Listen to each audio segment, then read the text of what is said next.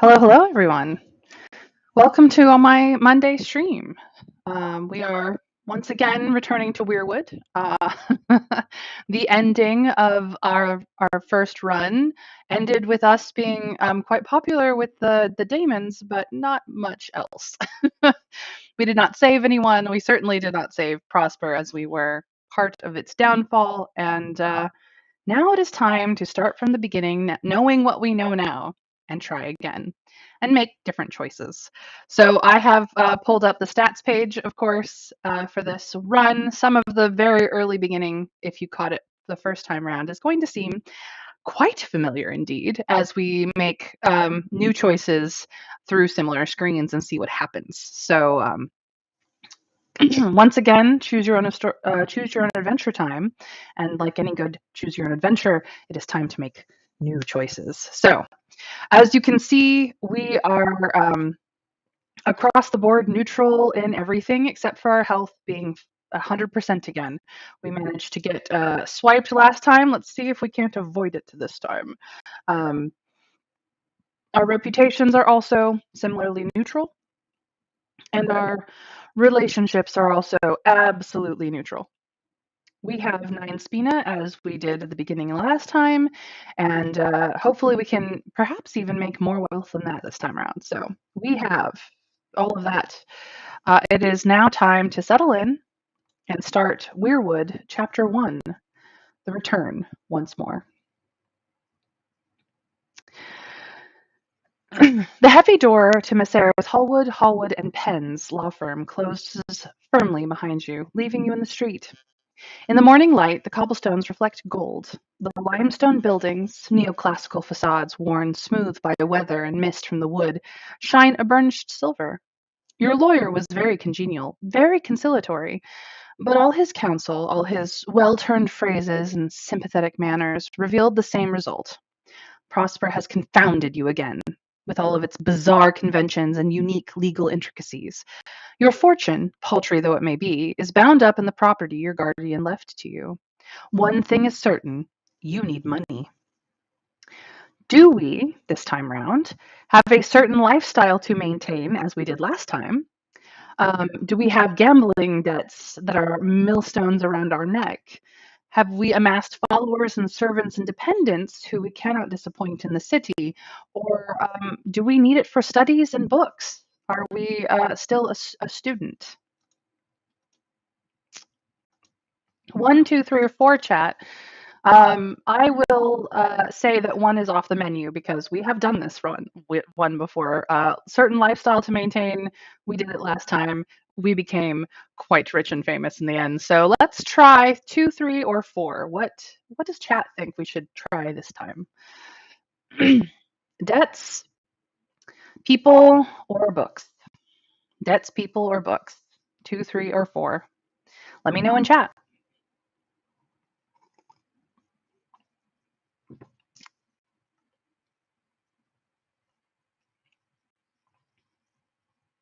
Anyone? I mean, I can pick for myself. I certainly can. But I like to hear what you guys want to do. 2, you want gambling debts. Ooh, we could be quite the gambler indeed. But whether clearly we're not very good at it though. Well, since that's the only vote I have gotten, 2 is what we will try. It could be a few months, if not more, before your inheritance can be liquidated into movable currency and you can return to the city, which leaves you here with Prosper in all of its questionable glory. The season is fast on your heels, and while it's not a bad time to be here, there is an itch in this place, a quiet pressure that is unlike any other, a slow terror that digs in unexpected moments. For the town is crouched against the wood, and the wood casts a long shadow. Home? Prosper is a paradox. It always has been. A small town at the edge of nowhere, huddled at the edge of the wood and the wilds that lay beyond. It always seemed a poor choice for a hideaway of the beau monde. Certainly it's a far cry from the bustling city you've quit to see to your guardian's affairs, but no less tantalizing for all that. In contrast with the crowded, labyrinthine city, Prosper is well planned and well composed. Sweeping circular drives show off half moon rows of grand townhouses, ostentatious in their well balanced simplicity. The sun hangs in the sky, and in this light, with the roofs gleaming, the spectacle of life that is here looks appealing indeed. Here, at the center of town, the gentry and commoners mingle. In the summer, the seasonal miners and dock workers congregate around the marketplace and river harbors, while on the other side of town, well dressed persons of all possible description amble and nod their way through the streets, chasing fortune in their own way. Also, in the midst of it all, the daemons, spiky and resplendent in frock coats of crimson, vermilion, cerulean, and gold, are like glowing coals against their black equipages and greyish retinues of willless fallen. All this, the mundane and weird, pressed in too close proximity, two edges of one blade. Your hometown. Do we think that it's a hellhole? That it has its merits, but we're better off in the city? It has a certain nostalgia for us, or it's fascinating? How shall we consider Prosper our hometown? One, two, three, or four. I believe last time around we picked one, that it was a hellhole, and we did in fact bring the daemons to it. So perhaps two, three, or four should be what we consider now, although we are a gambler. What do you think, chat? One, two, three, or four? You tell me.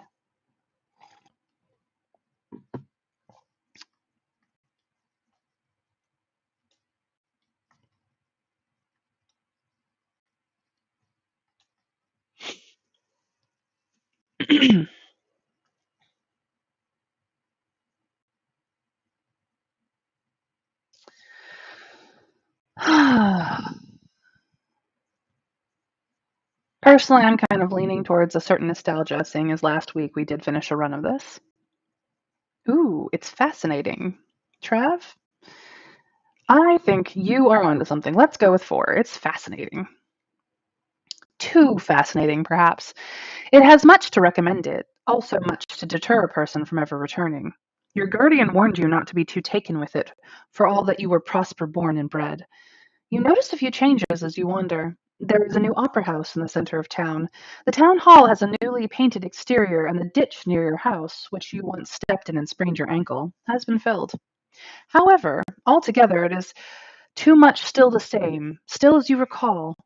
For, though not visible from the center of town, there is also the wood, whose essence seeps out and pervades everything, rendering everything mist-choked and honeyed with a sweet sage scent. Many have made their fortunes here. Many have lost more than their lives. Beyond the city limits, there is the wood and the wilds, constantly arranging and rearranging themselves. Woe betide anyone who should take their life into their hands and go there. A barouche with colors of gold and black drives in front of you. You step back onto the curb. The top is down and its daemon occupant is visible. He is attired in a crimson robe with falls of lace and is looking straight at you. His chin is very pointed and his skin is pallid against the fine cloth.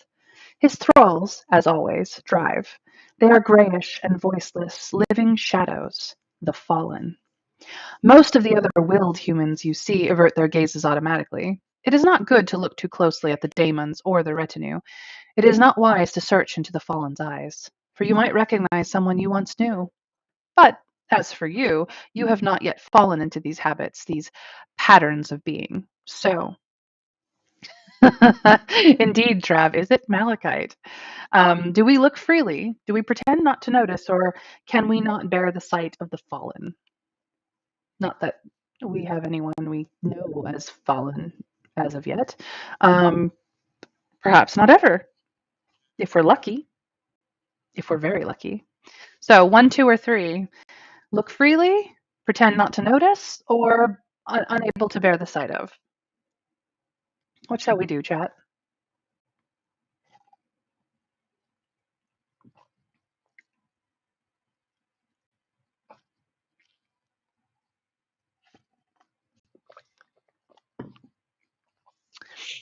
I mean, we are fascinated. I think we should just look freely and dang it all. Oh, hey, Winter Fairy, welcome in, welcome in.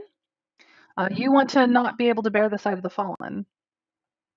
Okay. Well, I'm gonna side with Trav here and look freely because we had fun with the Damons last time. There's nothing saying we can't this time, but we are curious. Curious indeed. The Daemons are a feast for the eyes, and they know it. Your overlords are nothing if not sumptuous in their tastes.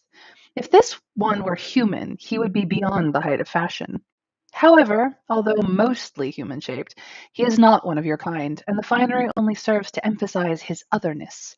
His coat fits tightly around his narrow shoulders, and his pale fingers, showing from beneath the tapered sleeves, are one joint too long.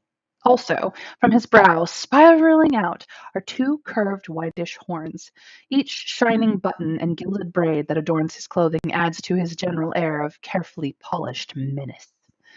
The Daemon Lord gazes back. His eyes are like dark, polished stones at the bed of a swift, cold river, and nods slightly, a cruel smile curling his lips. A chill runs through your veins. It is all you can do to keep your composure. The broche drives past. The moment passes. Whew, that was intense. When you were younger, you remember seeing one or two daemons out and about per day, unless it was market day. Certainly not many in this quarter. You used to go to the main square and watch them, observing which ones had horns, which had hair bound up in clouds of moths or strange pale butterflies, and which were garbed in complete darkness. But now they seem to be everywhere, carried about by their fallen in sedan chairs or riding in smart carriages. Whatever the fallen think about it, if, indeed, any thought remains behind their vague, fixed expressions, they do not protest. If you lose your spina, you too will fall. That is the tithe to the daemons, the cost of enjoying the status of the gentry here in Prosper, the sacrifice into which you were born here at the edge of the wood and the wilds. The truth didn't always seem so harsh, but you have grown. The street comes into focus again. All is still well. You breathe in the heady aroma of roasted almonds sold on carts in the market. You remember racing down to the market square to buy them, pockets jangling with florets. Your guardian worried about you. Tearing about like that, unseemly for a young person of any sex. Such was your way, however. So, when we were younger, were we impetuous and not caring if we bumped into people? Did we find ways to get around the rules and learn things we shouldn't? Were we good at judging when to get into trouble and when to toe the line? Or it made a change from reading. We absorbed knowledge like a sponge. Oh no, Winter Fairy, I'm sorry that your Miss Ma'am is being a stinker. Sweet young thing that she is. Do give her our love anyway, even if she is being a stinker. But welcome, welcome. Glad you're here with us. So, shall we be impetuous? Shall we be uh, a bit naughty? Shall we be good at judging people, or shall we be all about the books?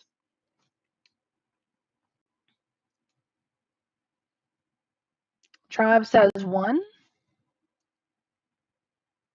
What does Winter Fairy think?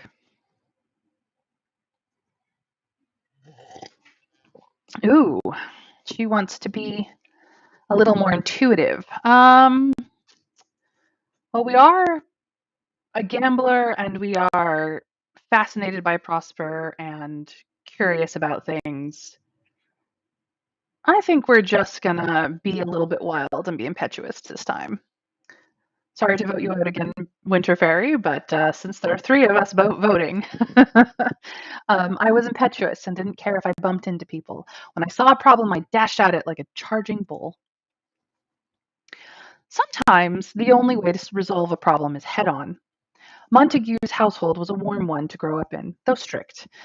Your guardian was bracingly correct in behavior, manners, and form, and presented neutrally as a person rather than a man or a woman. It was always made clear that, as long as you acted within the borders of propriety, you were free to decide how the world perceived you in terms of clothes, expression, and manners of address, based on what felt right and true. As a child, you felt you were a girl, a boy, a person, neither girl nor boy, or sometimes one or the other, sometimes more a boy and sometimes more a girl. Now, we did a person last time, which was fine. Um,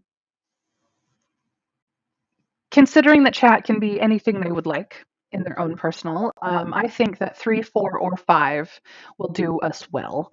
Um, 1 and 2 being a little too binary for all of our tastes together. So, shall we be a person again? Which doesn't affect the story outside of the fact that we're a Messere rather than a Miss or a Mister most of the time. Or shall we be non-binary? Or shall we be sometimes or gender fluid? A person, non-binary, or gender fluid? What shall we be? Winter Fairy says a person. Ooh, you've changed your mind. Gender fluid. We could go gender fluid. That would be fun. I don't know if it will make any of the later choices interesting, but we definitely will be fun. I'm ready to go gender fluid. Let's do it. Even then, sometimes I felt more like a boy and sometimes more like a girl. Let's do it.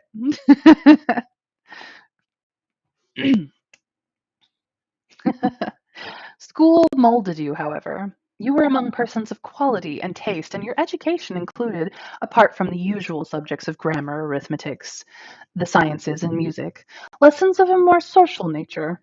You learned those elements necessary for good conduct in society and tempered your conversation skills and manners. Other subjects dealt with activities, not just dealing with people. These could pave your way in society as well.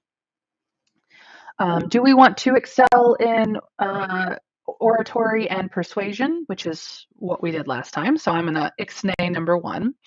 Do we want to be more intuitive, more empathetic? Do we want to excel at writing, shooting, and sports? Do we want to be more creative with music, drawing, dancing, language, and art? Do we want to be book learned, or do we want to be moral and principled? 2, 3, 4, 5, 6, or 7. 2, 3, 4, 5, 6. Sorry, 2, 3, 4, 5, or 6. 2, 3, 4, 5, or 6. So, as before, we could be empathetic, we could be outdoorsy and sporty, we could be creative, we could be a bookworm, or we could be a rules lawyer, which as a gambler, I don't think is necessarily the best idea for us. Um, so, what kind of person do we want to be? Empathy, sporty, creative, bookworm, rules Nazi. Sorry, rules person. Number 4. 2, 3, 4. So we want to be a creative. We are a gambler. We are fascinated with Prosper. We are curious, a bit brazen. But yeah, I could see us being a creative. You want to? Trav says active. Never sitting still or wasting time with all that indeterminate talking. 4 is a decent alternative. I'm going to go with 4. Let's be creative. Let's be the theater geek, the person who sketches in all the margins of their schoolwork. Let's do that. Not everything came naturally, however. Did we find sports difficult, which is, I believe, what we did last time because we went the talky, charming route? Do we not take to book learning, which we were not great at? Do we detest talking to people? Would we rather be deep in our sketching or our music or whatever creative we like? Do we find that people's feelings are hard, or do we just not like morality and principles? Because in the end, not the means that matters. I'm gonna go with 5 because yeah, we're a gambler. We like to take risks and break the rules. Let's just not care about morals and principles and just be ourselves as a creative.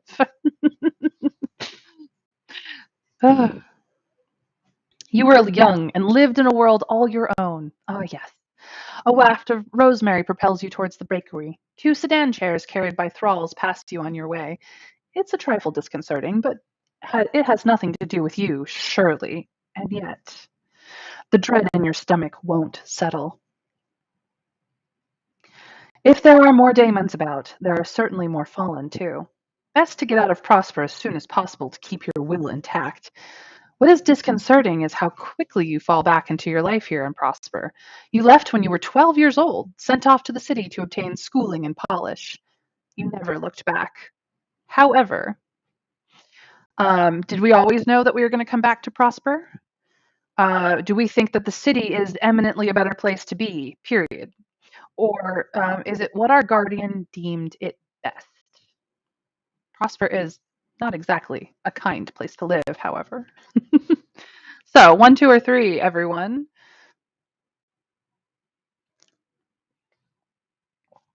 Not two. We did pick two last time. We did want to go back to the city and then, in the end, decided not to. Um,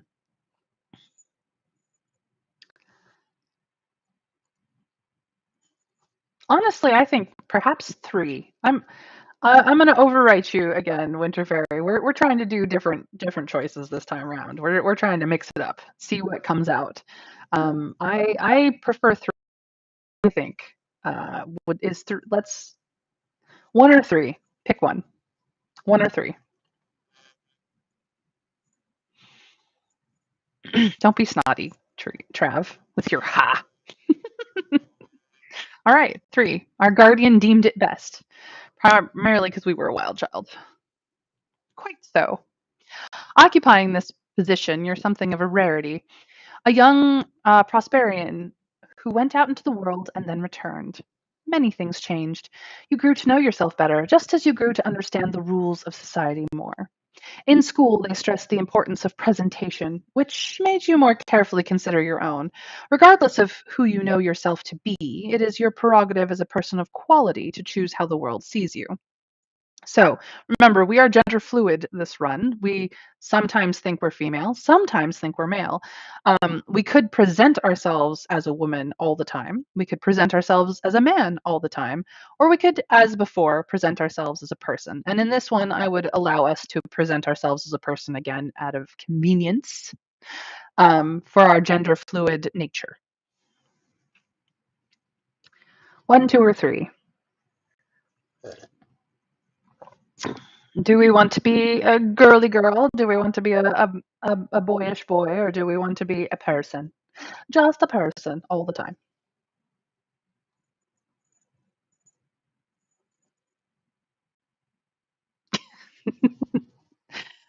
Uh, Probably three again. Yes, Trav, I'm making more of it than it was, but you're funny. You know I enjoy your humor. I think I'm going to agree with Winter Fairy and go as a person again, which just makes being gender fluid so much more easier. Um,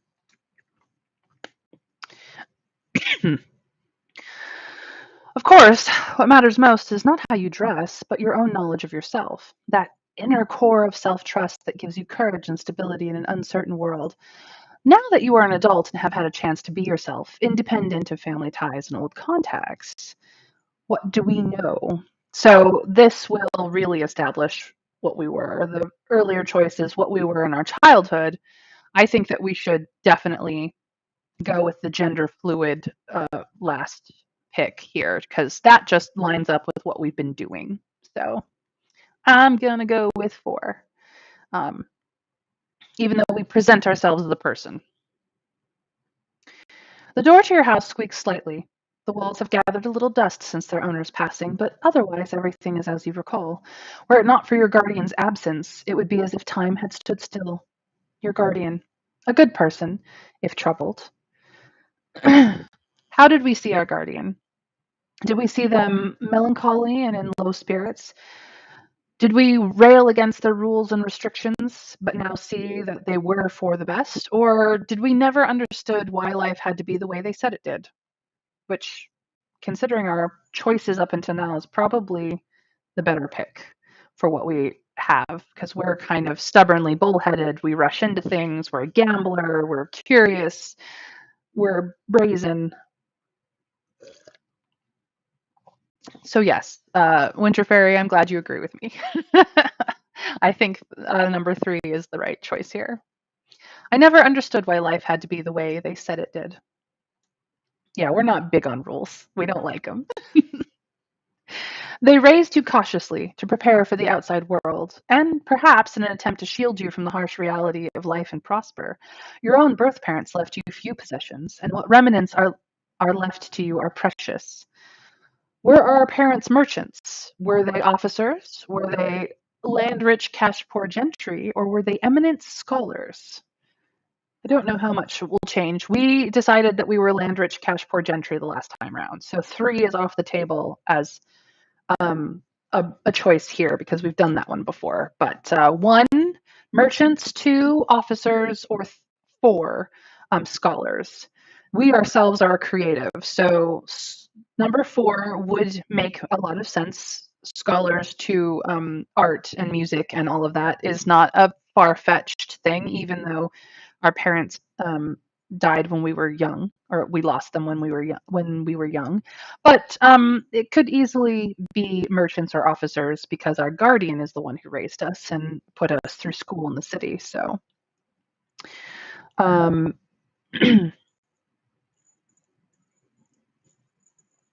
what shall our parents be? Two? Yeah, I mean, Trev, that works. An exciting life. All right. Well, Winterfairy agrees. So our parents were officers in the Mounted Arms who made their fortunes and decided to retire to prosper. Though why they would retire to prosper, we don't know. But I guess they liked the danger. They left you a memory of long journeys, the open road and sky, the brisk scent of steel and gunpowder, and their favorite road songs.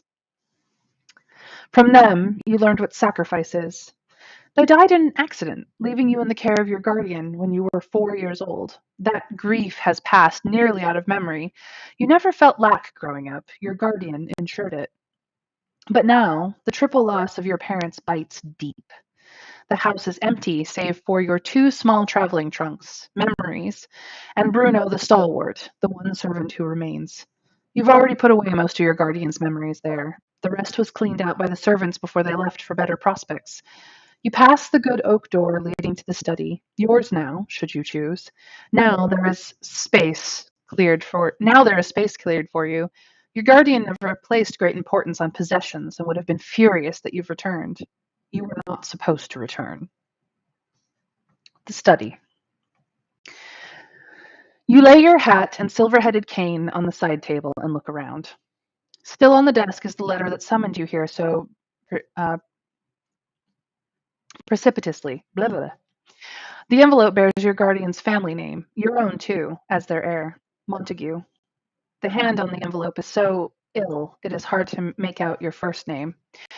What is our given name? Now, we have a list of names here of either gender. Most of them are fairly gender neutral, though mofo is a little interesting. And we could, in fact, input our own name if chat has a name they would prefer. But we were Dominique last time. I'm not going to allow Dominique this time.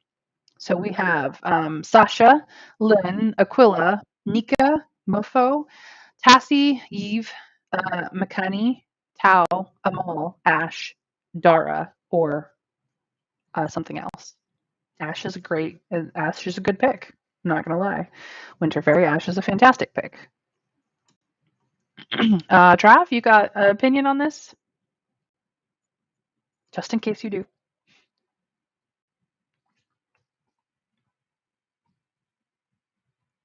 All right, Ash it is. We are an Ash. Ash Montague. The insignia is that of Prosper. The dread that clutched you when you first saw it was indescribable. The well of sorrow lies before you. One false move, and you'll fall in again. You sigh and push the letter away. Shadows amass around you. When you first returned to this house, a small purse holding your spino was sitting here on the desk as if you'd forgotten it, as if it had been waiting for you all this time. You hadn't forgotten it, though. You'd put it in your coat pocket. You kept fiddling with it on the coach. However, by the time you reached school, the spina had disappeared, as if into thin air. You remember because you took the purse out on your first night there, seeking to impress the other children. They teased you and called you a liar when the purse was revealed to be empty. You stuffed it in the bottom of your commode drawer and left it there. You never did find it again. But here it was, the bag, embroidered with forget-me-nots and knotwork, the colors bright as the day you left. Inside were just 9 spina, 9 thorns emanating power. When you picked them up, they pricked your wrist. You felt them scratch and tear their way into your blood. And you were home again. 9 chances to go wrong. 9 chances to prove you know your worth and make your place in society. Can we not wait to get started? Has apprehension lowered our mood, or is it a necessary evil because this is how the world works? 1, 2, or 3. What do we think about our spina?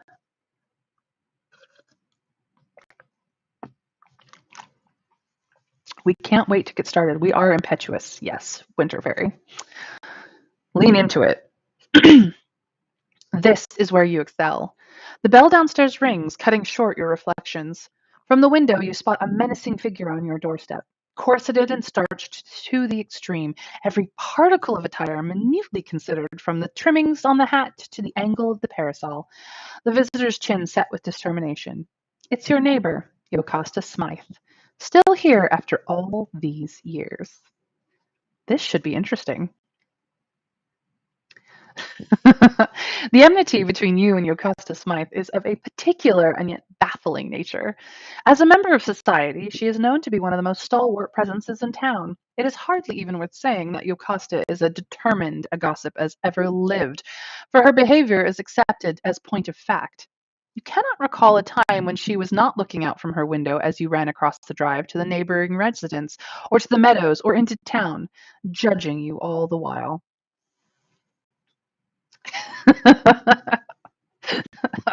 Yes, Trav, I agree. We should do one of those two things.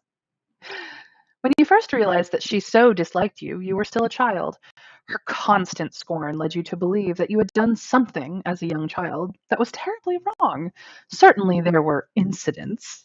You and Hippolyta were once inadvertently responsible for the destruction of quantity of expensive lace in the jaws of an eager hound that should not have been let into Lady Eugene's hall.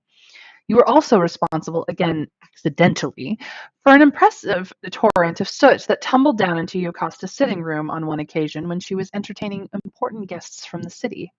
And once, and you cannot even blame Hippolyta for this, feverish after a child's party and contracting the flu, you bit her when she was attempting to put you in the dog cart to go home. Still, this should not account for such a lasting vendetta. Over the years, after absorbing the guilt of these occasions, you began to think that it was, in fact, your guardian who had done something to anger her.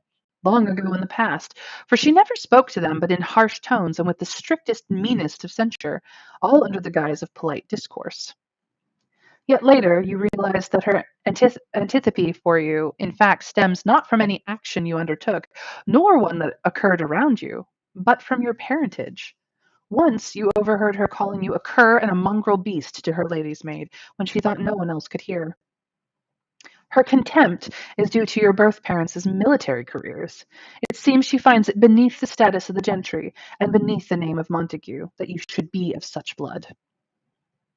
Deep breath.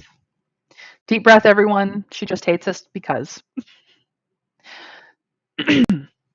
Bruno, your aging, impassive butler, goes to the door. You hear his calm, measured tread on the squeaky stairs. He is a mainstay of your childhood now, only he remains to assist you in taking care of the property. A charkeep comes to cook and help with the cleaning, hardly a situation befitting the member of the gentry, but it is all that there is now in this in-between stage. So how do we feel? Are we ashamed to be admitted a member of the gentry? Does it hardly matter and it would scarcely improve matters, or do you not mind? Are we charming enough to make up for the lack? Personally, we did 3 last time. I honestly think that it hardly matters because we are what we are. We have nothing to be ashamed about because we're impetuous. We don't care. We just run into it. So I think number 2 is the way to go. And I see Winter Fairy agrees with me, so let's go. It hardly matters. It would scarcely improve matters. Your relationship is already strained to the edge of courtesy. There is no need to pretend otherwise. Bruno lets your visitor into the sitting room, where you receive her. You feign calm. She enters and takes a seat with all due decorum, but her eyes are constantly darting around, checking for anything out of the ordinary, any little detail that might betray a secret.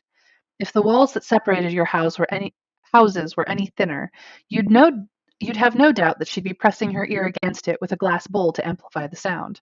Lives have been made and wrecked on such distinctions. Careful. You must be very careful to give the right impression here and to not reveal any information that could be used against you. So, back and proper at last, Miss Eyre Montague. You stayed away a good long while. Yes, my studies in the city, my guardian. And now you've returned. Well, not a moment too soon. Anyone could have seen that your guardian was ailing. Do you plan to stay with us long? She has maneuvered you already into a position of divulging information that she probably does not need to know, and most certainly intends to share with others. It is best in these situations to give out as little information as your own plans and intentions as possible, lest they come back, twisted beyond recognition, to haunt you. You are speaking with the town gossip, after all. Shall we charm her with our reply, twist the question back on her genteelly and inquire about after her own relations, or make up something that will elevate her esteem for us? Now, at this point, before we make this choice, I'm going to jump into the stats and to see where we sit. We are slightly charismatic and intelligent, though still fairly neutrally so. We are quite bold. We are not delicate at all this time. Our empathy is neutral. We are more principled than subterfuge, interestingly enough, and a bit accomplished and a bit sporty. As for our reputation, we're all neutral across the board still. And as for our relationships, interestingly enough, we are still neutral even with Yocasta. So this is the point where we can make or break our relationship with her. Just FYI. So, do we attempt to charm her knowing that we're still fairly neutral in the charm? Do we attempt to twist the question back to her knowing that we are still fairly neutral on the intelligence? Or do we just lie knowing that we are actually not that big on the subterfuge?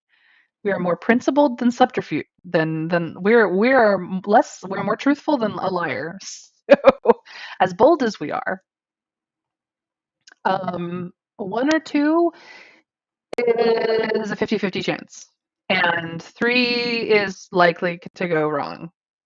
Likely, but we could try. So, one, two, three, or four. And yes, we did do two last time, and it didn't go well for us. We really should have done one. One, we're going to try to be charming. Okay.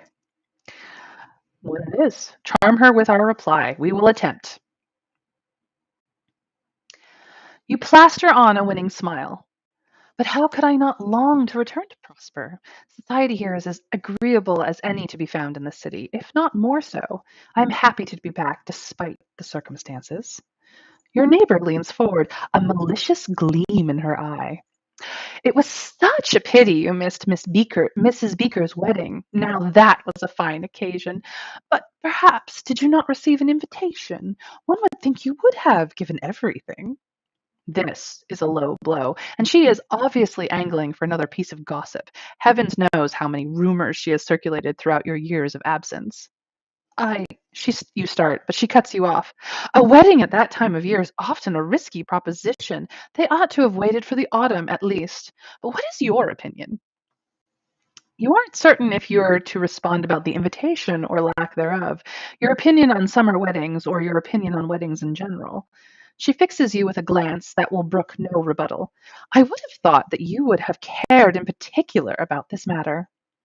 Do we respond carefully, let her know that we don't think highly of gossip, or agree with her and make her feel at ease? Now, I think, did the second one last time.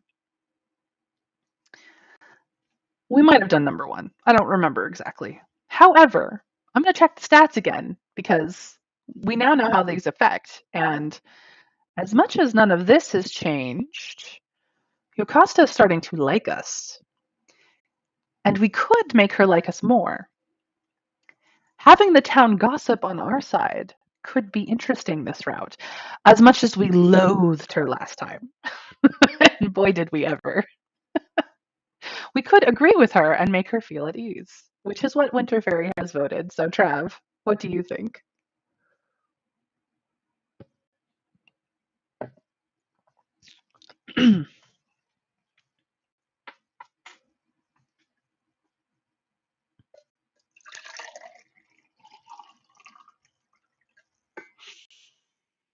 Sorry, I'm refilling my water.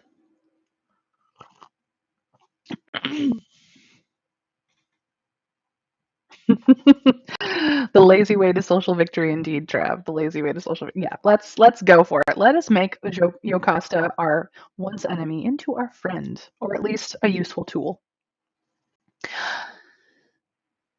I am glad it turned out well. I agree. A wedding at that time of year is often risky. She purses her lips. Indeed, it is. I told them that spring or autumn at least would be far more suitable times, but they did not listen.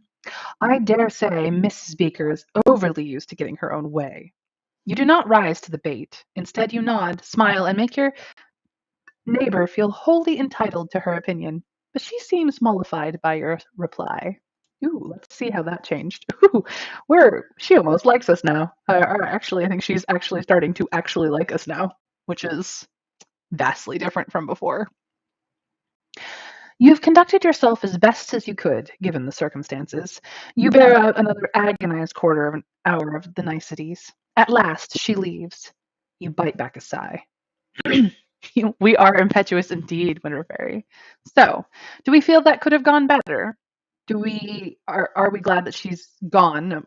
It doesn't matter what she says, or do we think we handled a tricky situation with a plume?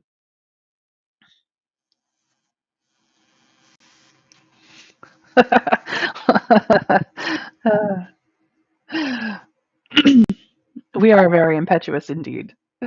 Oh, let's see if we can't romance her. Hmm? Yeah, I think we handled it much better this time, knowing what we were getting into with that crazy beach. She is a beach.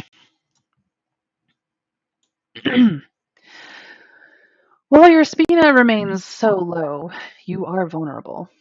The rules are there to protect you, supposedly. Unfortunately, they can be volatile, relying on the intricate web of secrets that Prosper's founders, the first gentry, wove. Manners are of the essence, and a false move can send you plummeting down. The bell rings again. You contemplate hiding, but Bruno is too quick. A card arrived, Miss Eyre. This isn't my at-home day, you know. You hadn't planned on establishing one. You'd hoped to be gone before assimilating into town life to that extent. Bruno hands the card to you all the same. Your heart turns over. Hippolyta. Memories.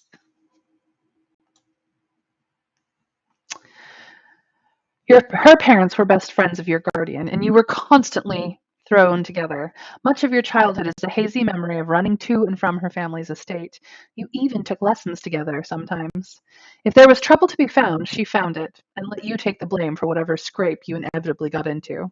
So, Hippolyta, our childhood best friend, we did not do well with our best friend's attentions, or she we were very neutral by the end of the game. So, how do we want to do it this time? Do we admire her? Is our friendship full of rivalry, but all the better for it? Were we inseparable? Was she our first love? Or our families were close in truth, but I could never get on with her? How was our childhood best friend with us? What do we think?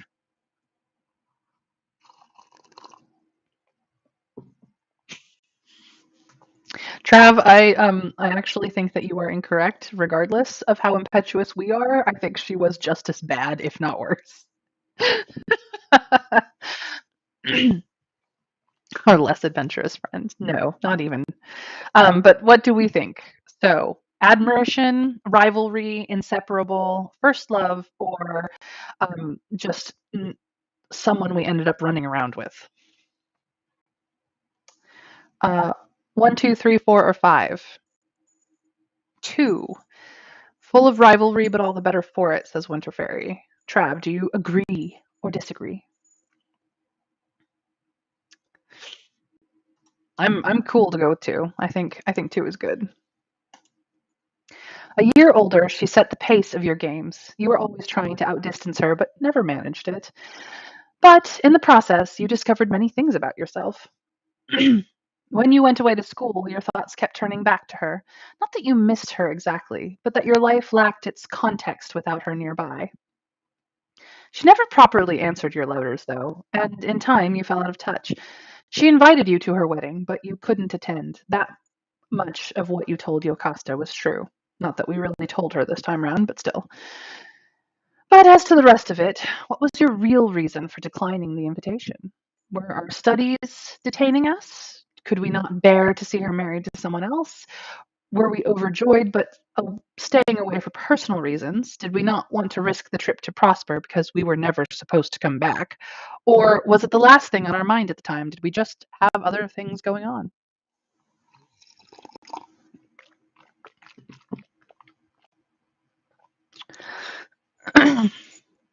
What do we think?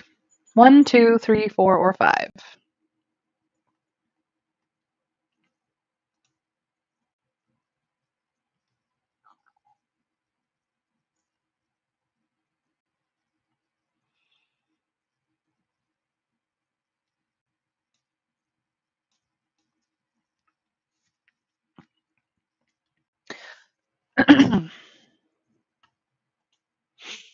Studies, love, personal reasons, Prosper being dangerous, or just skipped our mind. In this, well, it depends on how impetuous, what kind of impetuous we want to be. Um, we could have been caught up in our very creative studies. We could have been in love with her even as she was our rival. We could have been overjoyed but decided to stay away because we were impetuous and doing other things. We could have decided that going back to Prosper was a bad idea, or we could say that it was the last thing on our mind. Yes, we always cry at weddings and it doesn't look good on us. So we have three or five. I'm gonna go with three. I think we should attempt to be friends with our friend. There's a rustle. You look up.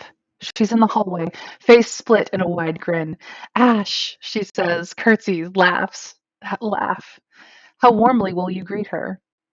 So, do we just cry out her name?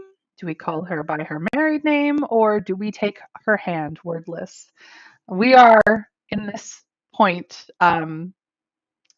We can set her up to be one of our romance options at this point. So this is all headed towards that. Um, the first one is the most friendly. The second one is the most polite, and the third one, well, that one is a little bit spicy. One it is. Hippolyta. So it is true, you are here again at last. I thought you might never return. You're not the first to think so. But this visitor could not be more different. Although Hippolyta cuts an imposing figure, standing tall and elegant as she does, her manner is all warmth and artless ease, no affections, no prying, roving glances. Her light day dress and morning jacket contrast nicely against her olive skin, and the poker straight black hair you used to tease her about is bound up in a complex knot. Her nose is still just a little too long for her face. She looks well. Oh, Mistress Smythe has already been here, has she? Ah, never mind. Don't let her put you off. Together again. Usually, it's difficult to pick up threads of a connection that has been severed, whether by inattention or circumstances out of one's control. But sitting there in the afternoon sun, filtering through the dust motes of your sitting room, listening to Hippolyta rhapsodize about this and that, you feel more at ease than you could have imagined. Were it not for the sorrow hovering near, the memory of your loss, you'd be completely comfortable. Indeed, if you were to view a picture of the two of you seated there as an illustration in a book, you would think it the very essence of a congenial afternoon's call, nothing out of place or left undone. You are surprised in spite of yourself. Aw, always wonderful. And of course, there's the assembly ball tonight, which I hope you'll attend. She lowers her head and regards you. Ash, you will attend, will you not? You are startled back into the present. I'm sorry? She fixes you with her adamantine gaze. I would be very pleased if you would attend with me as my personal guest. It has been too long since you went away. You must come and dance. Francis won't mind. There is a special light in her eyes, or perhaps you're imagining it. Now your full attention is on her. You know this game. She will skirt the edges of trouble, and you, if you do not take sufficient care, will fall straight into it. A tricky invitation. Going alone with Hippolyta, who is married, would be courting scandal. But she does seem to wish it, and Hippolyta can be a powerful ally when she puts her mind to it. Despite your long absence, you're not exactly a stranger in Prosper. Your guardian was well respected by and large, and you're from a good family. If you choose to try your luck alone, the master of ceremonies will surely let you in. It is a local affair. On the other hand, refusing Hippolyta's invitation could anger her, and it is perhaps unwise to lose the regard of your one potential ally directly upon arriving into town. There is a middle path to attend as Hippolyta's guest, but insist that her spouse accompanies you both. That should smooth appearances sufficiently to avoid exciting comment. What will you do?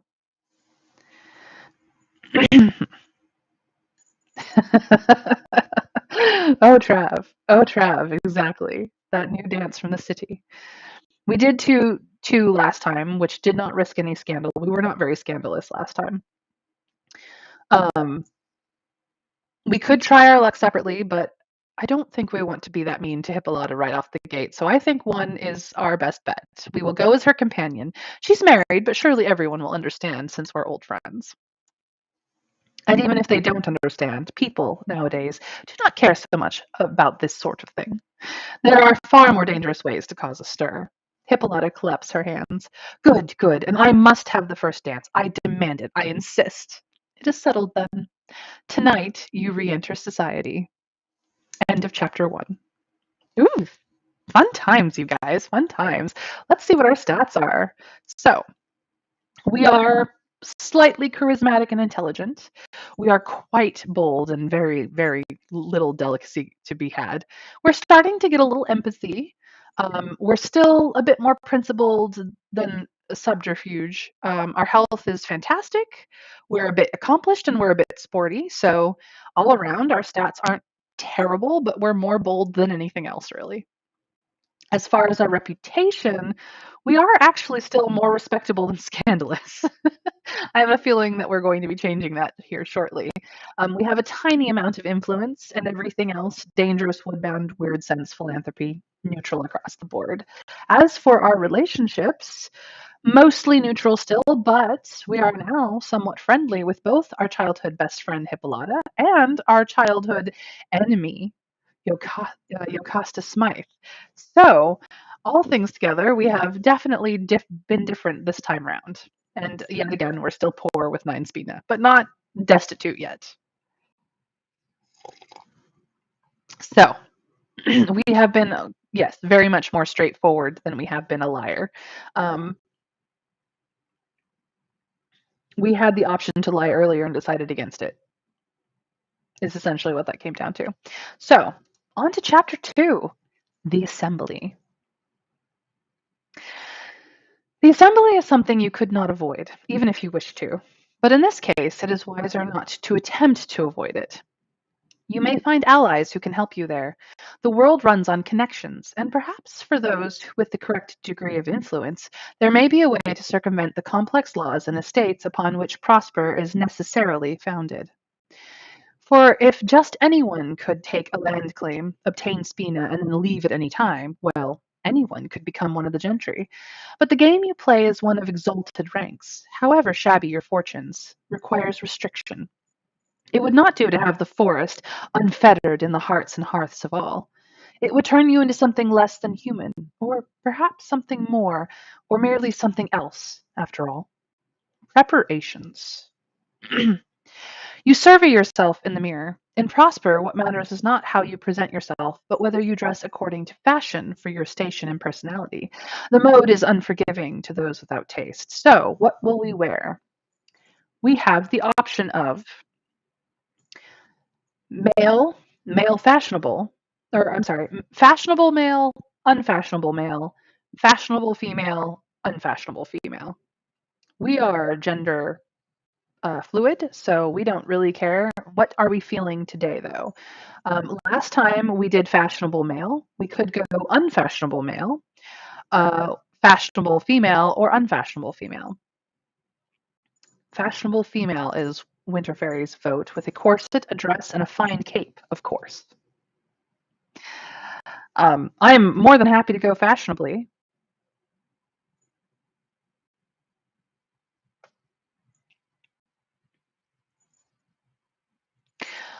To be fair, they didn't say uncomfortable, they said fashionable, Trav. There is not any reference to discomfort, only fashionable and slightly less fashionable, really. But we make a dress look good, so let's do it. Your taste is commendable. This is by far the most elegant silhouette. But of course, it doesn't signify that one wears it that what one wears if it is not all arranged tastefully. The articles of clothing by themselves are of less importance than how you wear them. You're still in half mourning, which rather restricts the colors you wear. Most of the garments you packed are in somber shades of gray, lavender, black, and brown.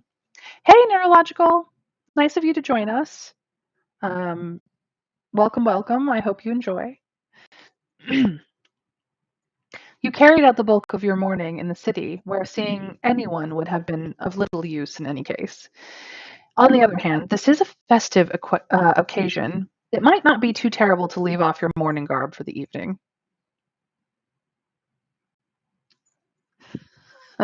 Oh, Trav.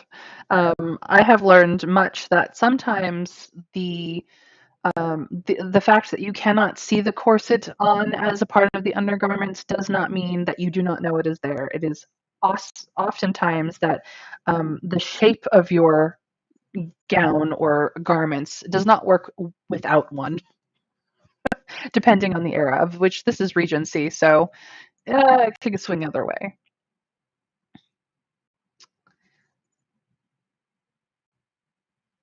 Welcome in, Dragon. Sorry that you can't hear us. I'm gonna address you anyways. Haha. And yes, neurological, you can be an underwear model, though in the Regency era, I don't suggest it. It's not very proper. But we have a vote for one, dressing in style, or we could dress as we please, because we do not need to impress anyone. We could dress outlandishly as possible to make everyone to be the talk of the town, or we could dress modestly and plainly and let them talk about other things than our appearance. Now, I believe we dressed in style last time too, and as we are much more impetuous this run, we might want to dress outlandishly to garner attention.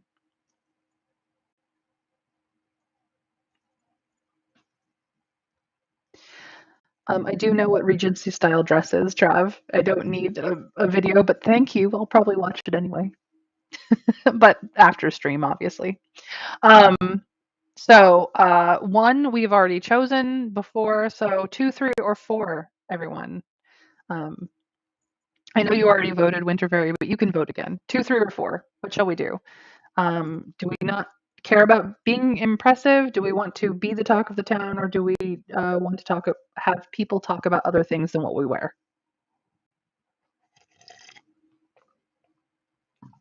I mean, she likes to gossip. She will enjoy gossiping about our dress if we dress outlandishly, and it certainly won't make Hippolyta like us any less. Um, the two of them are like oil and vinegar, or I should say oil and water. So courting them both will be tricky, but um, we don't necessarily need to impress anyone, and we could be modest and plain. But we could give her something to talk about. She might actually like it more that she has something to talk about us about. Like she might enjoy talk like spreading rumors about our outlandish wear. We don't know. Um, all right, let's give them something to talk about. A little outlandish dressing to figure out. You decide not to dress in mourning for tonight, and to mark your return to normal clothing with a splash of color. You choose a gown of violent pink with viridian embroidery covered all over with ruffles and molded roses. On your head, you wear an enormous hat with a long plume, and as a final touch, fasten on your cloak lined with silk. I do not know how to say that word. It is a French word, and my French is not good enough for that word, so we're going to skip that word. The red silk's a daring choice, as it is a color commonly associated with the daemons, but you'll be safe as one coming from the city and bringing city fashions. As a final touch, you fasten your cloak with a brooch made of hardwood from Severind, the ultimate gesture of defiance against the wood and the restrictions imposed on Prosper. The low peal of a bell rings out. 7. Time to make your mark on society. You enter the assembly on Hippolyta's arm and gain a gratifying amount of attention. People's heads whip around to see you, and you can tell by the shared looks and whispers that this will be much talked of. Were it not so harmless a matter, you'd be concerned, perhaps, but it is. There is nothing more congenial than attending an assembly and choosing the topic of conversation for the rest of the night. Sometimes the best way to avoid perilous scandal is to cause a minor controllable fuss. The master of ceremonies does not look askance, however, and is all that is cordial. Hippolyta can well charm where she pleases. What do you think? Hippolyta asks. Lady Eugene has made a number of improvements, but of course you were out. You were never out. You were too young to attend balls and assemblies, of course, before you went to school, and you haven't been back since. Yet you recall sneaking in once or twice during the day to see the decorations being set up, so you can compare it. The old smoke bog lanterns are gone, replaced with new, stark, brilliant mage lights, and the walls are hung with cultivated linden and ashwood, an extravagance. Yes, Trav, it is very much a red. I just do not know how to pronounce the word itself. It has certainly changed, you reply. You notice a striking young lady standing near the dance floor. She has large, deep eyes and a florid coiffure that, although does not match her solemn expression, that altogether does not match her solemn expression. I can read, I promise. Her dark eyes and brows contrast with her milk cream skin. At the moment, she is surrounded by suitors and appears to be enjoying herself. Yet, from time to time, you notice a sad expression come over the young lady's face.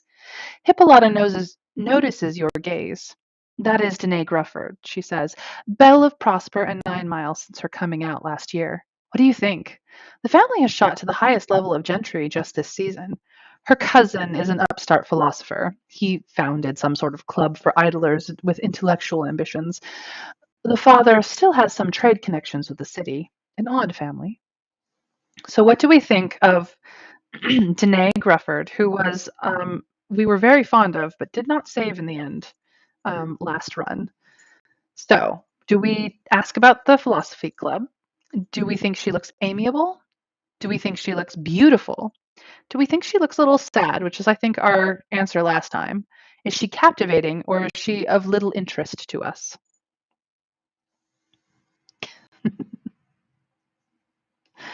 Uh,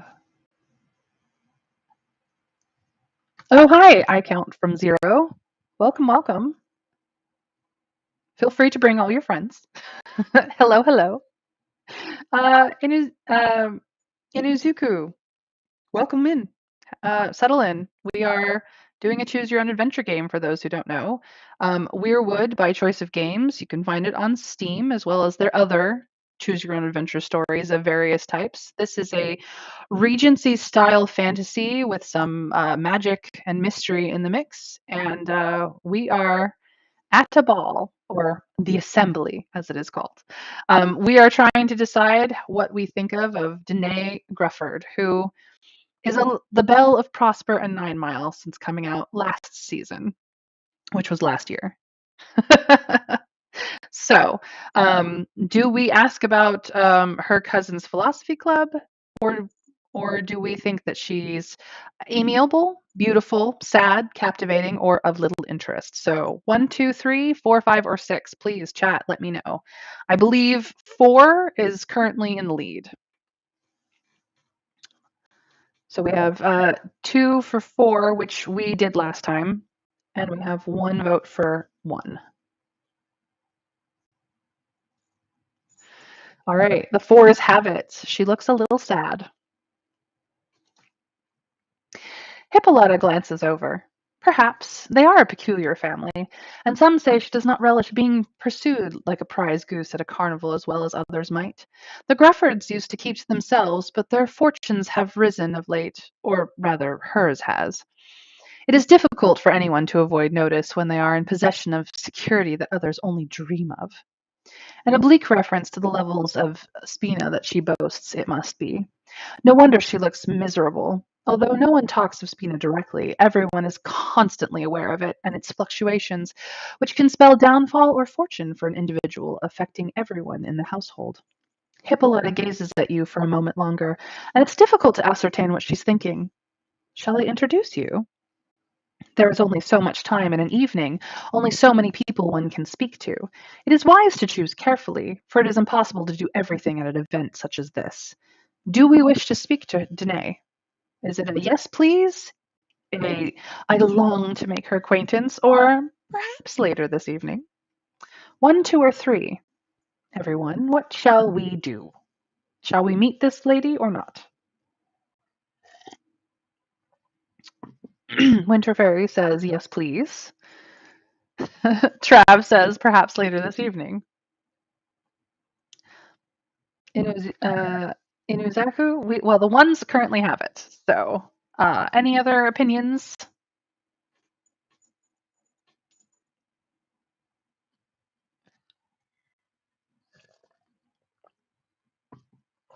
One it is. Yes, please. We will meet her.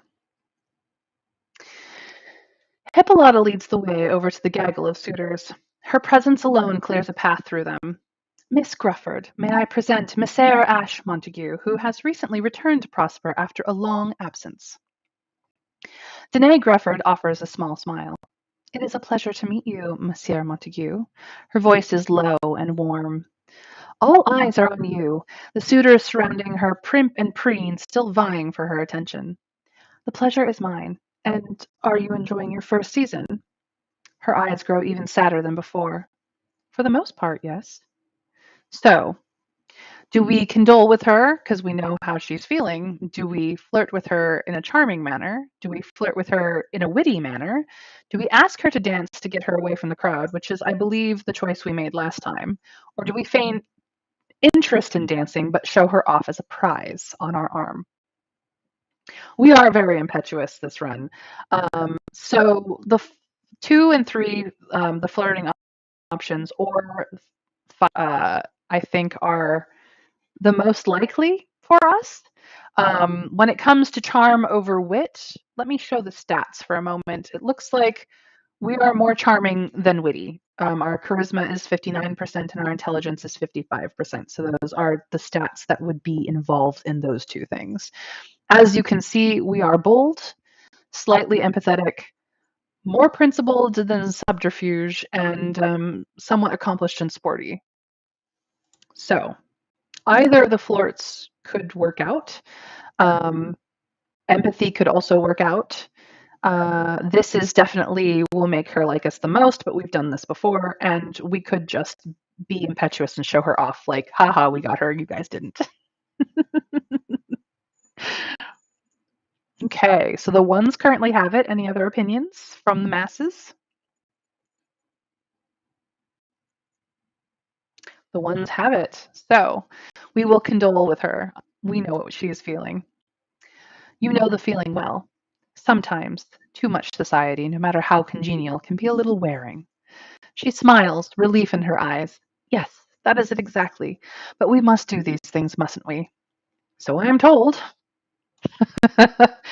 What she really wishes to discuss, it would seem, is Hippolyta. Have you really known Mistress Beaker for a very long time? Yes, nearly all my life. She is veering into unsuitable waters to discuss a common acquaintance with a person she has just met, but writes herself. I do admire her, but see little of her in Argent Street. There is some kind of strange enmity between her and my cousin, I fear. She presses at her nose as if to push up a pair of spectacles, seems to realize that there are none present, stills her hand, and sighs with an apologetic smile. I heard that she beat even Colonel Ajax at a shooting contest. How Miss Grufford found this out, you do not know. It is a well-kept secret, or at least was meant to be. Neither of you were supposed to be in that practice range at all. I'm afraid I cannot say. I should somehow like to learn something of the sort, she says. If it were true, I should be glad. I was never allowed to practice the sport for fear of being unladylike. Such scruples are rather old-fashioned nowadays. Your face must convey your surprise, for she smiles a little and then smooths her features. My father is peculiar about such things, alas. Again, that word peculiar. You wonder whether this person is really so odd. Do we respond carefully, charm and reassure her with our response, or encourage her to rebel? Now, we have an impetuous build, so 3 is very much probably the way we should respond, considering the choices we have made in the previous chapter. But we have the capacity to do any of the 3. Um, 1, 2, or 3, everyone. What shall we do? Hi, dragon.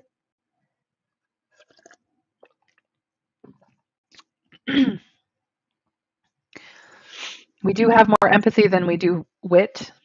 Um, A careful response, I think, is the intelligence one. A charm and reassure is the charisma one, and encouraging to rebel is our boldness stat in play, which we have a great deal of.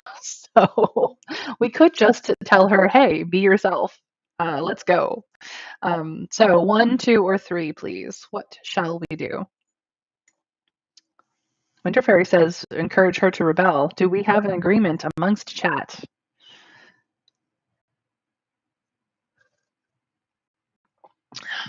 So far,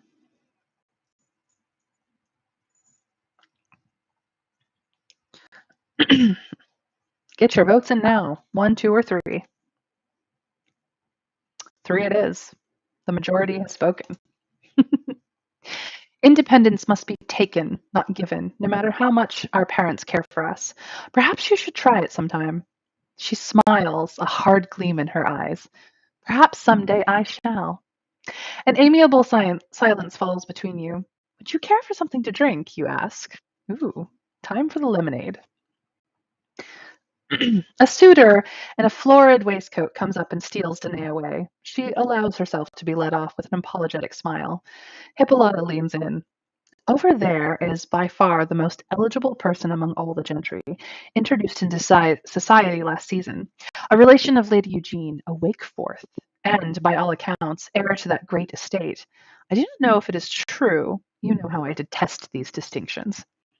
You faintly recall hearing something of this before, even back in the city. The Wakeforth name is a prominent one, and to have a Wakeforth youngster out is news indeed. Yes, now you remember. So, do we believe that Alcindor Wakeforth is the most eligible young man, the most eligible young person, or the most eligible young woman? In this run, we have set ourselves up as a gender fluid person who is sometimes feeling male and sometimes feeling female. We can quite literally set the gender of this particular NPC. Um, all right, Winter Fairy, give your love to your son as always, and chat. What do you think? Are we looking at a man, a person, or a woman? A person is our first vote. Do we have agreement, or are there other choices?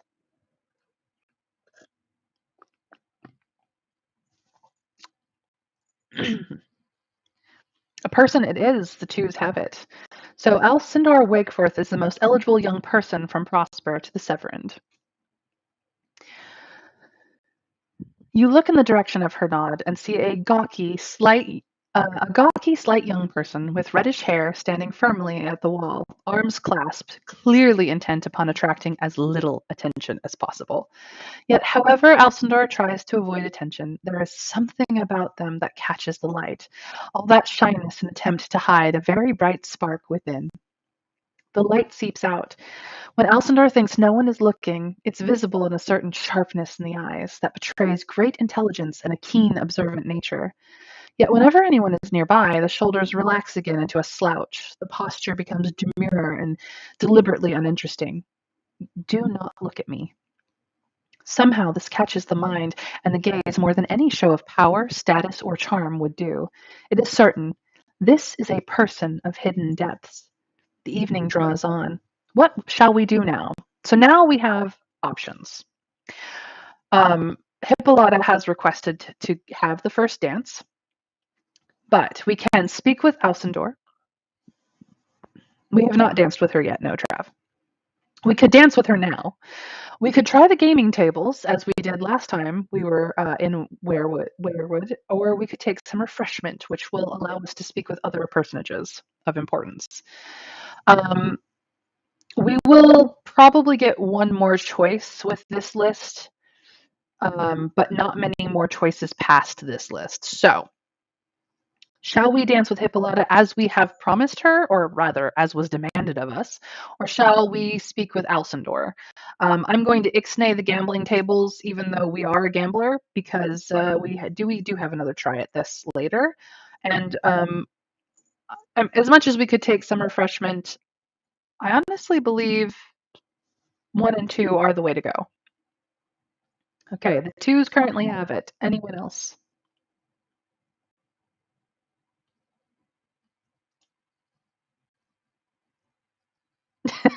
Yes, we have gambling debts, Trav. We do not need more.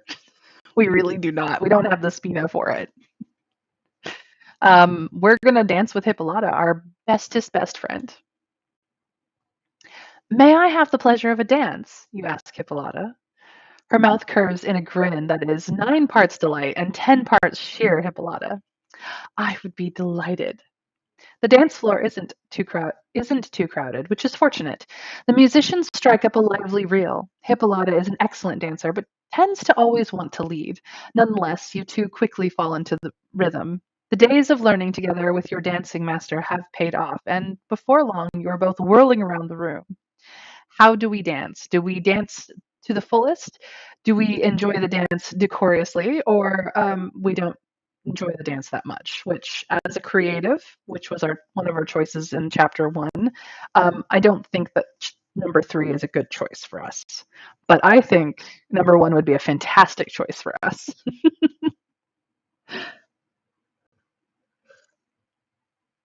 Trav says 1. Do we have agreement in the chat? We have an agreement. Anyone else want to make a choice? 1, 2, or 3? Throw it in the chat for me.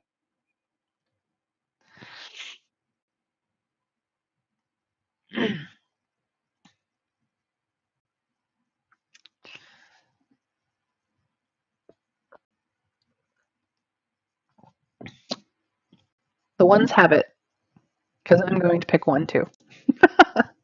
You dance freely together. You are unstoppable, and you take up more than your fair share of the floor as you spin. She throws her head back her head, cackling raucously until you can't help but laugh too. Heads turn your way. You're exhibiting vulgar ebullience, but her mood is contagious. You do manage to avoid treading on anyone's feet, at least. The music changes to a gavotte, never your favorite. Besides, you're winded. You both return to the side of the room. Do we thank Hippolyta sincerely, because we haven't had that much fun in a while, considering our guardian has passed away recently? Do we thank her flirtatiously, because, well, maybe we still have a little crush on her from our childhood days? Do we just thank her because it is the thing we must do, or do we walk away without speaking, which would be a terrible idea? 1, 2, 3, or 4? Let me know in the chat. I like to hear what you guys think.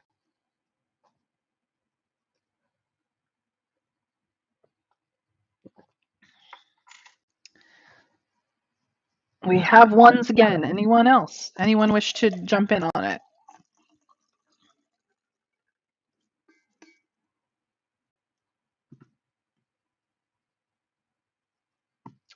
Ones have it. I thank Hippolyta sincerely. I haven't had so much fun in a very long time. The delightfully catty Yocasta. All right. Thank you. You smile openly. I enjoyed that very much. Hippolyta's eyes sparkle, and grinning, she drops into a smooth curtsy in return. Nor I. My thanks. The evening draws on. What will you do now? Will we speak with Alcindor? Because, I mean, they are on the market. Do we try the game tables even though we have gambling debts? Or do we take some refreshment and see who else is wandering about? Inuzaku, you mind your manners as much as you please, but do let me know what you'd like to do. Take some refreshment. Ah, once again, we are not going to attempt to the shy youth who has the most money in town. Uh, any anyone else want to jump in on this vote? One, two, or three?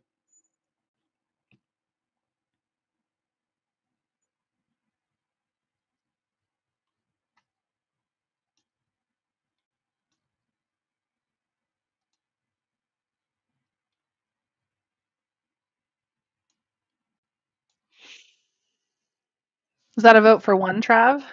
I mean, we do know that Alcindor is creatively inclined like ourselves, so we will mesh very well. But we know that from our previous run where he was a creatively inclined being, not because we've actually spoken with them yet. I have a vote for, I think, three and one. Three or one. You know what? I'm going to speak with Alcindor. We didn't last time, and I know what the refreshment table is all about, so. Will you introduce me to Messere Wakefirth, you ask? Hippolyta introduces you to Alcindor without a shred of mercy, correct to the most minuscule details. Alcindor smiles graciously, and you sense a kind, quiet, artistic person behind the well-turned-out social veneer. Hippolyta is called off to some other corner of the room, and you have the chance to speak to Alcindor privately, as much so as is ever possible at these sorts of events. I am very happy to make your acquaintance, Messere Montague. The pleasure is all mine. Alcindor is rather wan, and although well-mannered, slightly graceless in their bearing, but with an artlessness that is entirely charming. You exchange pleasantries about the evening, the gathering, and Prosper itself. Alcindor asks about the city, and everything changes. You talk about your favorite haunts, the season there, and the sights. But it is clear that what Alcindor really wants to hear about are the museums and art collections.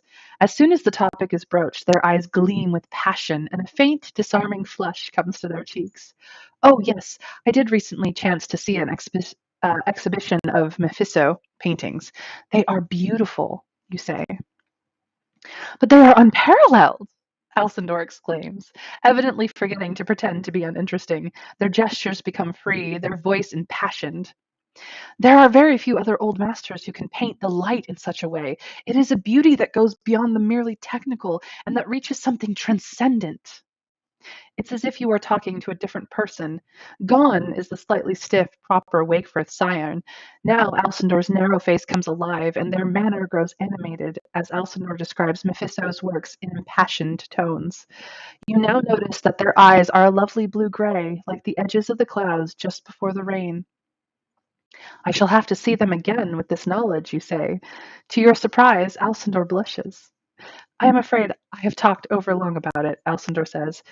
Not everyone cares for such subjects at Alcindor gestures, a lively gathering such as this. Not at all, I assure you. It is very interesting. Do you draw or paint yourself?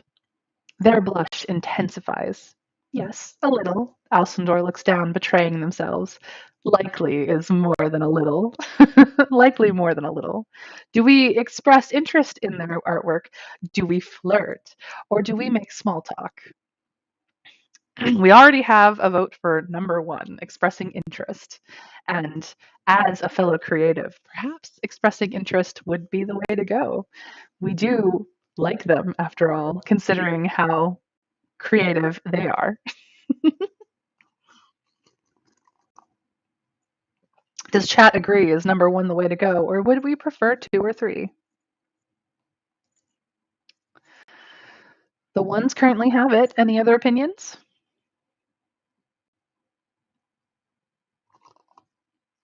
I agree. Encouragement does seem nice.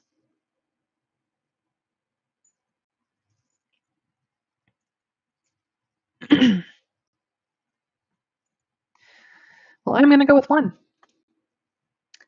Of course, some time, if you call. Alcindor seems pleased, though the veil of shyness again descends. A quadrille starts, and someone comes to claim Alcindor's hand for the dance. It was very nice to make your acquaintance, Alcindor says, a trifle mournfully. What do we think of them? Are we very taken with Alcindor? Are Do we think that they are nice enough but have no real interest courting? Or would we like to become better acquainted? So, this is the setup. Do we want to court them? Do we think they're nice, or would we like to become their friend? That is the choice in front of us. One, two, or three in the chat. Please, please tell me. What do we think of this nice young person? Because we did decide that they were a person.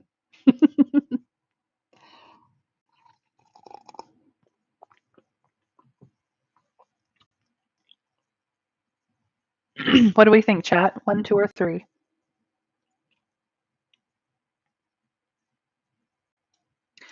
One is what is on the table so far.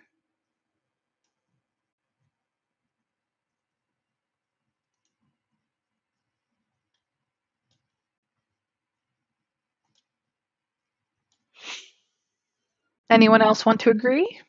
Disagree? Vote now.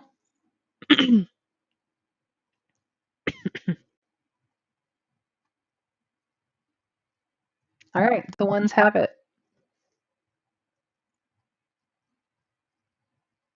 One's good. We are very much taken with Alcindor.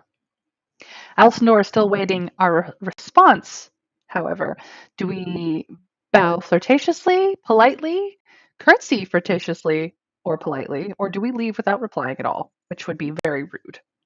Remember, we are gender fluid, so do we decide, are we male presenting or female presenting in this moment, knowing that we are in a dress, so curtsy is appropriate, and is it flirty or polite?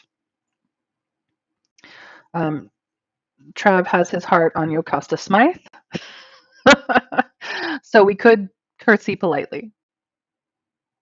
One, two, three, or four, or five, which I don't recommend. The fours currently have it. Anyone wish to agree or disagree?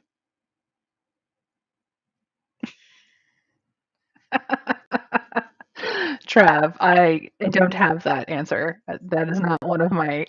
That is not one of the things that I can do. I'm sorry. All right, four. We are going to curtsy politely. You curtsy solemnly and utter the expected response. The pleasure was mine. If the young people of Prosper can all be found in the dancing room, the refreshments room seems to be where the more stately and advanced members of the gentry collect. On one side of the room is a spread of coffees, teas, lemonades, and watered wine, as well as iced cakes and slim sandwiches. Hippolyta does not even pause to take the measure of the room, but goes straight for the honeyed watered wine. Distinguished guests.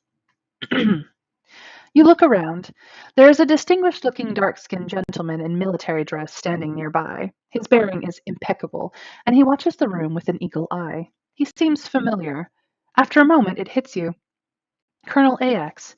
His hair is tinged with gray, but you would recognize that martial bearing and upright manner anywhere. He is one of the original founding families of Prosper. He now serves as town magistrate. If anyone would know about the legal and moral issues of your property, it is he. Your guardian sat on the town council with him, you recall. Ajax knew your guardian well, and no doubt was a frequent caller in their final months. An elderly lady in a gown decorated with molded roses approaches, holding forth to a crowd of followers. Lady Eugene, you guess. She is the Wakefirth matriarch, another council member, and a formidable force in society. She knows everything about the families in Prosper and devotes herself a great deal to the town's upkeep. Her word is near law when it comes to conventions and social norms, and her friendship can aid a person considerably. She is also Alcindor's great aunt. Both Colonel Ajax and Lady Eugene are eminent members of the gentry, well situated and respectable, and what's more, highly influential. If you can get one of them on your side, perhaps there will be a way of expediting your property case, or at least help you and prosper while you're here. Now, last time we went with Lady Eugene, so I don't suggest we do that one again.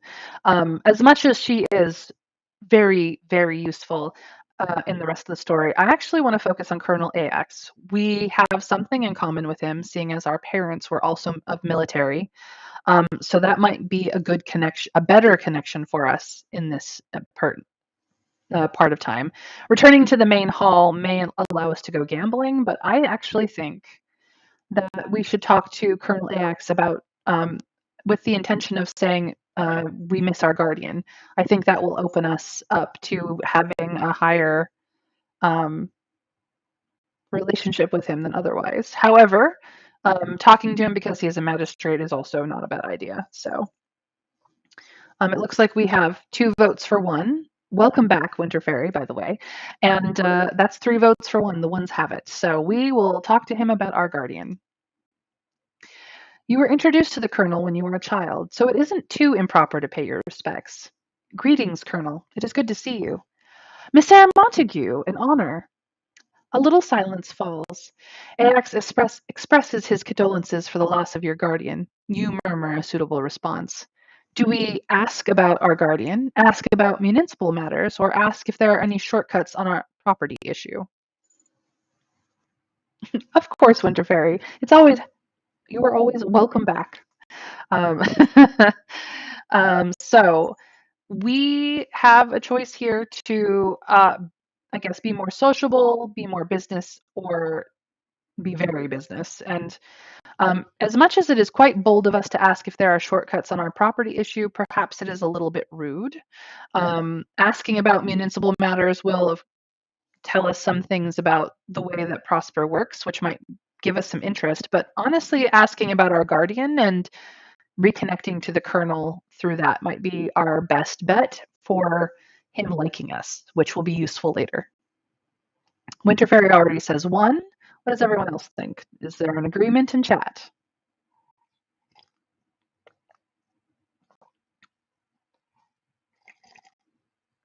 We have an agreement, but do we have the majority?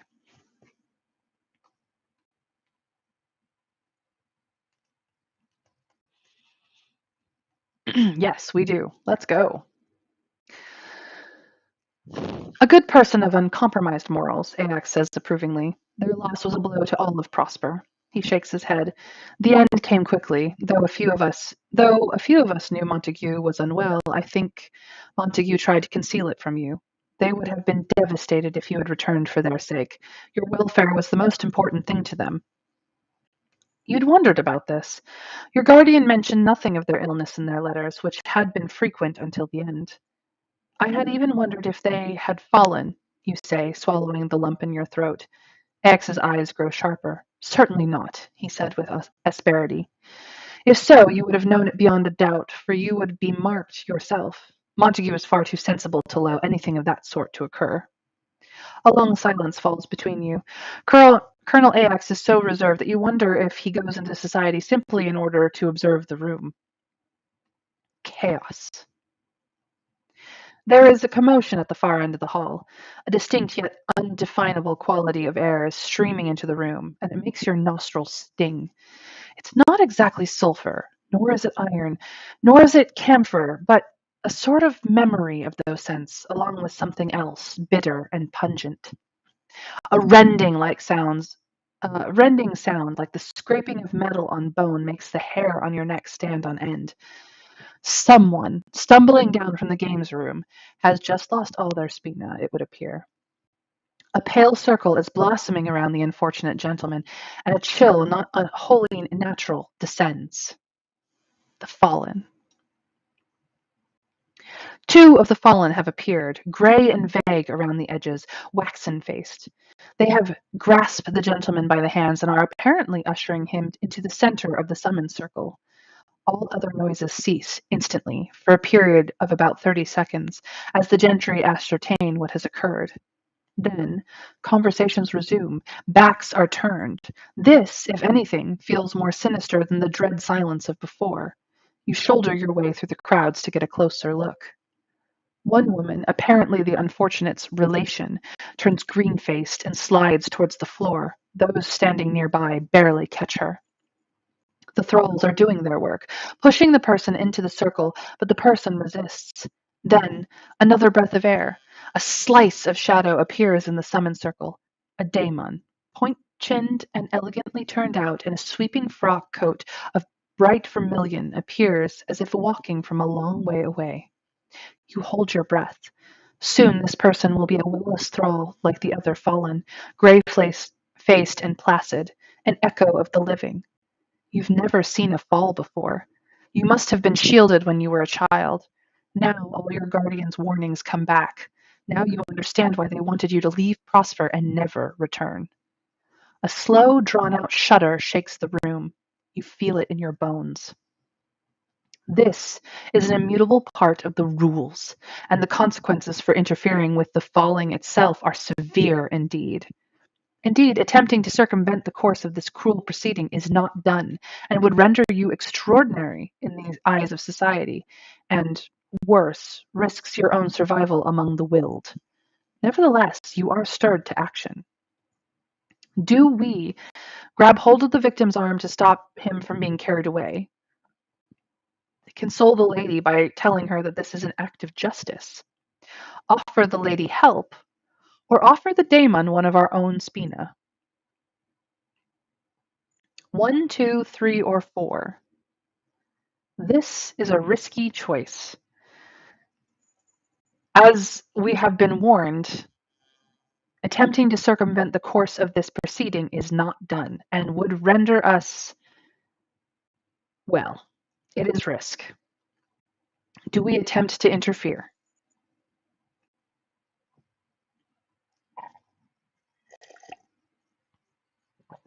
Winter Fairy votes for number 3, offering the lady help. Inuzaku votes for 2, consoling the lady that this is an act of justice. 3 or 2. Does the rest of chat agree with 3 or 2?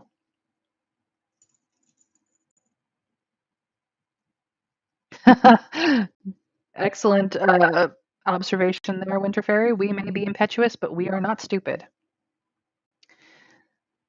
So, the 3s currently have it, offering the lady some help, which is exactly what we did last time. But again, it is the safest choice.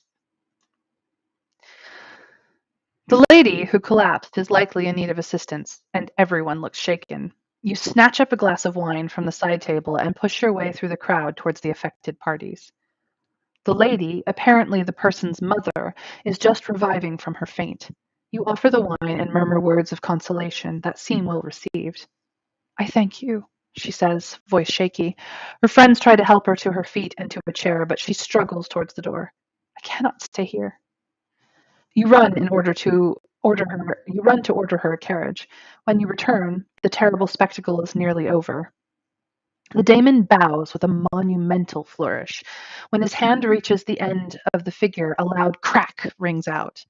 You clap your hands over your ears, but the rending sound pierces you through, leaving that tear in the world, the splinter of darkness from which he came. The daemon takes hold of his new thrall and marches back down that yawning passage until you can only see the bright gleam of his garments and the air around him. Then that too is extinguished. The thralls wipe away the summon circle and unfold themselves into the remnants of that shadow. Then they too are soon gone. The ordinary. Now nothing remains to indicate that anything out of the ordinary occurred, save the shocked faces directly around you. After another stunned moment, the musicians begin to play again. The other guests smooth the distress from their faces with unsettling speed. A few disheartened dancers move to the floor, but a pall has fallen on the festivities. The reminder of your delicate position is sobering, and not a few people depart soon afterwards. Hippolyta finds you. How dreary, she says. I am tired. I shall return home. Do we accompany her? Do we leave? Do we pay our respects to our acquaintances before we leave? Or do we try our luck at the tables? It's the only thing that we haven't done.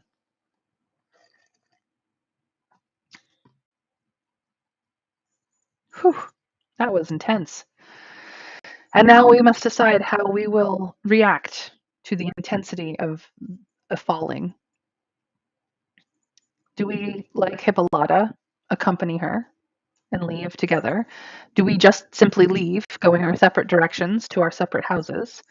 Do we talk to those who are still there, our acquaintances, before we leave? Or do we try our luck at the gambling tables since we are a bit of a gambler who has accrued some gambling debts? Do we follow our stress response to attempt to up our wealth?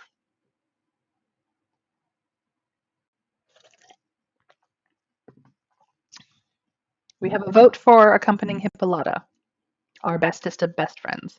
We have a vote, two votes for it, so the ones currently have it. All right, one it is. We will accompany our bestie. It was a tough call, yes. Scared of the shadows, she sighs. But this is the price we all must pay to live here, and in such prosperity. Never forget it. Come, I'll take you in our carriage. It's a somber ride home, and Hippolyta seems eager to return home herself. You both say goodnight abstractedly. The ghastly apparition from the hall haunts you. The house is very empty with just you and Bruno in it. For the first time, it feels that ghosts of times past hang about the walls, decking the warm splendor of the evening in funeral weeds. Your thoughts parade round and round, an unchanging refrain. Spectres of the fallen, those ghastly, unthinking eyes and uncomprehending visages, human shells scuttling about without reason or the remains of who they once were. They haunt you. And the gray plumes of smoke that surrounds them, the bitter tang of camphor and iron in the air. The Daemon Lord. Oh yes. Oh yes, the Daemon haunts you too, but in a different sort of way.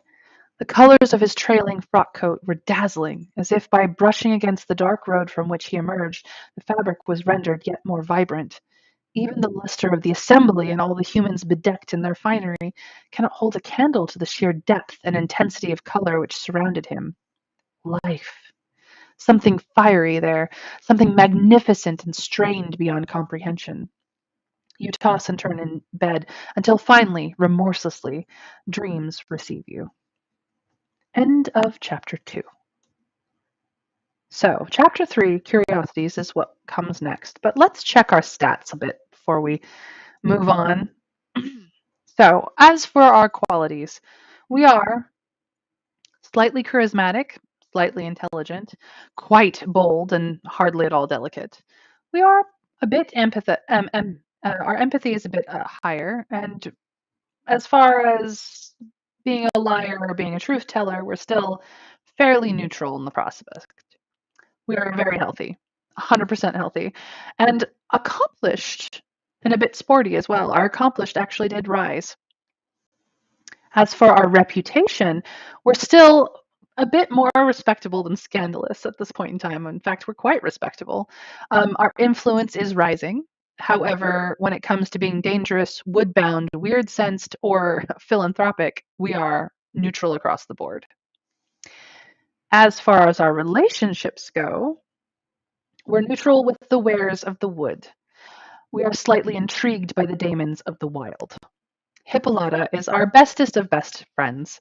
We are quite friendly with her again. Colonel Ajax is slightly friendly with us from our past. Even Lady Eugene is a bit friendly with us. We have yet to meet Mr. Wren Grufford, so we are still neutral with him.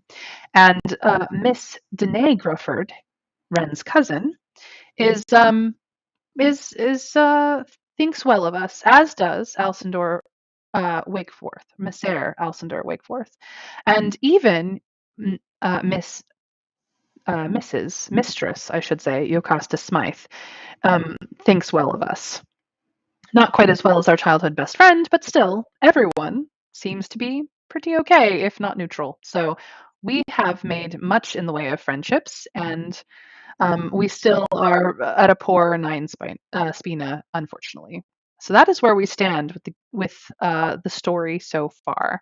Um, Chapters 1 and 2. Not everyone has been here for the entirety of it, but for those of you who caught all of it, what do you guys think? What do you think of the person we have become and all of the things that we've been doing? Nope. Apparently, Jocasta Smythe was busy with her gossip circles, so we did not seem to be negatively affected by her at all, nor did we seem to raise her understanding or her familiarity with us at all either. I think it's just that we were too busy to be in the same circle for most of the assembly. What do we think, everyone? Chapters 1 and 2, they have been intense doozies, I think. Um, this is our second run of Weyrwood from Choice of Games, so we are trying to make vastly different choices than we did for our first run through. For those of us who recall last week's run through, we were a much more charismatic person, much more careful person, and well, when push came to shove, we avoided the wares and jumped in with the demons full on. We didn't even take anyone with us. At the end of the story, for those who wish to watch the VODs while they last, we became something of the belle of the Damon Ball. So at the end, but yes, we were quite a bit more careful. This time we are bold, we are out there, we are just enjoying our time. We're creative and impetuous and well, quite quite the belle of the ball already, as we have seen. So I'm actually not going to continue with chapter 3 until tomorrow. My voice is starting to feel it, and I just want to kind of chat with you guys. Just to see what you guys think. What do you think of Weirwood? I've been enjoying this. Previous to Weirwood, we played 80 Days, which is a choose your own adventure story a la Jules Verne's Around the World in 80 Days, but with a steampunk twist. We enjoyed that for quite a bit. I'm glad, Inuzaku. If I'm saying that at all terribly, please correct me. I English is my only language, and that clearly is not it. But yes, I'm glad you've enjoyed, and I hope that you'll come and join us again tomorrow at 1 Eastern US for Chapter 3, Curiosities. Yeah, I've been enjoying the Choose Your Adventure stories. I like it when you guys come and tell me what you think or join in with the vote for how we should proceed. It's always a good time. So yeah, it's great to have you guys. But I generally stream from 1 to 3 Eastern. So for those of you who are not in Eastern, it's a little bit late, a little bit earlier in the day as you go west across the U.S. For those who are east of me, it's a little bit later in the day, your evening rather than my afternoon. So um, yeah, I let people know in the various discords that I run around in, and if you want to add my streaming time to your own discord, do let me know. I'd be happy to join you there. So it has been fun. Fun. But yes, um, we have we have decided what kind of person we are becoming, learned a bit about our history with Prosper and all that comes with. And then we have gone to the assembly, which is a type of ball where there's been dancing and talking and wine and enjoyable people to flirt with, which we've done less flirting with than we could have. I think we're biding our time on who we want to flirt with in the hopes and the prayers that Mistress Yocasta Smythe, who is actually married, um, is someone we can corrupt with our boldness. Interestingly enough, our best friend is also happily married and on the table. So I don't know what that says about the town of Prosper, but we have options, one of which we have yet to even meet. So I'm going to leave it here, you guys.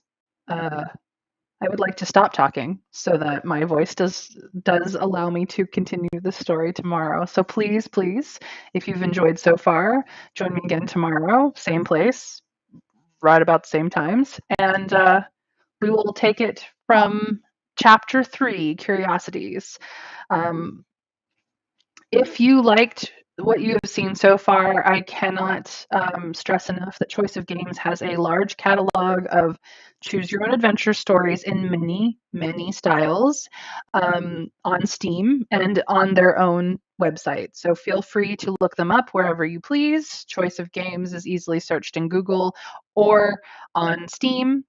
I am playing Weyrwood through Steam, and you're welcome to grab Weyrwood for yourself and see and have a go. But any type of fantasy fiction style that you can think of, they likely have a story for it. So please throw them some support. They're amazing. I cannot stress enough how much I enjoy their stories. And on their website, you can go through chapters 1 to 4 in the majority of their stories already just for free before paying a cent. So if you have something more interesting, feel free to look them up. I will see you guys again tomorrow, 1 p.m., right here on Twitch, or I am streaming on my YouTube channel. It's very easy to find. Same name everywhere, pretty much on social media as well. And we will see you guys tomorrow for chapter 3 and chapter 4, maybe even chapter 5 if one of them is short. Take care, you guys, and can't wait to see you tomorrow.